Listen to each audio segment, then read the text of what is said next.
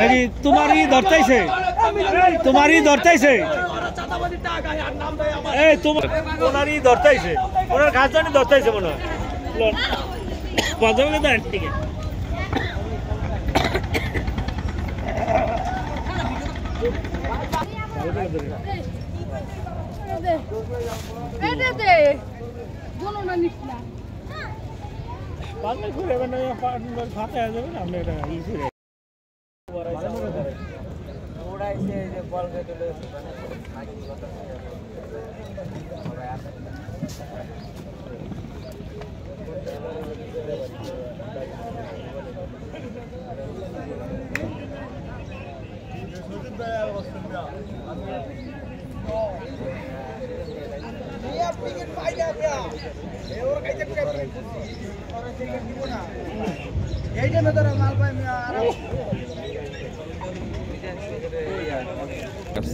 আমাদের খুবই কষ্ট হইতেছে আমাদের সাধারণ জনগণ যারা যে দুর্ভোগ পাইতেছি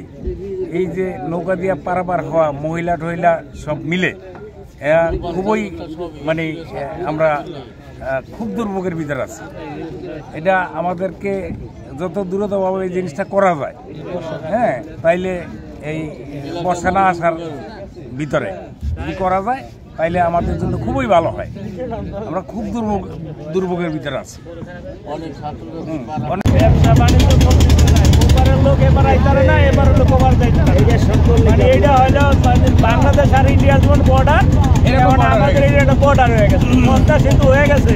কিন্তু আমাদের দেশের নেতারা যে এত কাজ করে কিন্তু এই ব্রিজ করতে পারে না এইটা আমাদের দেশের নেতা তাহলে বর্তমান সরকারের কাছে আমাদের অভিযোগ দরখাস্ত করছে এই সেতুটা যেন অন্তত করে দিয়ে আমাদের এলাকার মানুষকে সহযোগিতা করে ধন্যবাদ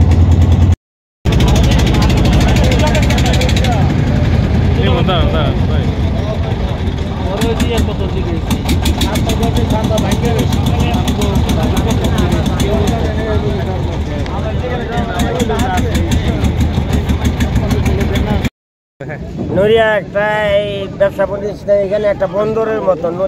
নদী পথ দিয়া ঢাকা হইতে বিভিন্ন জেলা হইতে মালামাল লটা ট্রলারের লঞ্চে আসে কিন্তু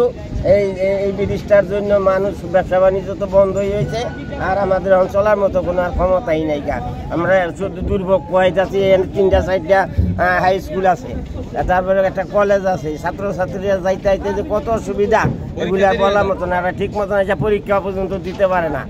আমাদের এই নেতারা যে কি করলো এই বিগত 10 বছরের ভিতরে এইটারে কিছুই করতে পারতেছে না